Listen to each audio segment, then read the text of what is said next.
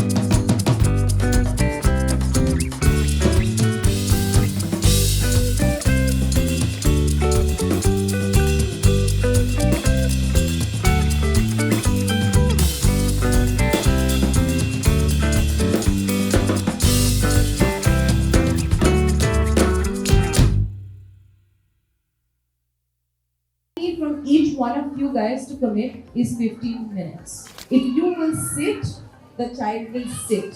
I want you guys to stop treating books and reading as a punishment. And that's why I put a broccoli and ice cream there, because we always tell our children, if you don't read, you will not go down to play. Who's the enemy? Right? Because this book is the one who's not letting me get to do whatever I want to do.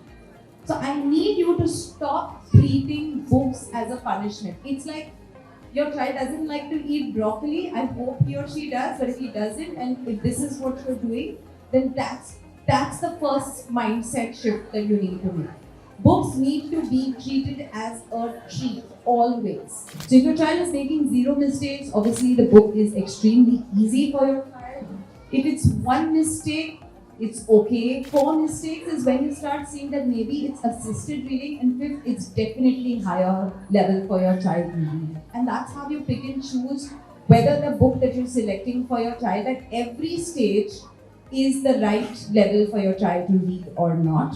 The final goal of reading or anything is reading between the lines and actually inferences. All of us, when we read, we barely read each and every word.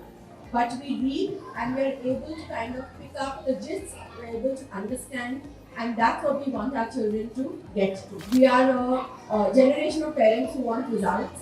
If we don't see where it's going, it doesn't mean anything to us. So these are all the things your child will get from reading, but I'm going to go back to using reading as a way to connect with your child. Use it as a tool to kind of understand where your child is at in terms of their interests. When I went for my daughter's PTM, I was told that, oh, she's actually great in speech and drama. Now, I didn't put her into a speech and drama class. I didn't even think about something like that. But clearly, reading in this manner, by doing role plays, by doing puppet shows, somewhere took the book beyond the book, as Pia said, into games. So the reason she wanted to read the same books again and again is we were doing so many activities around the book. To wear my chashma because I am not a millennial mom, I am a millennial grandmom. So I have written a story for all of you. In a cozy nook sat a mom quite keen, with a book in hand, oh so serene.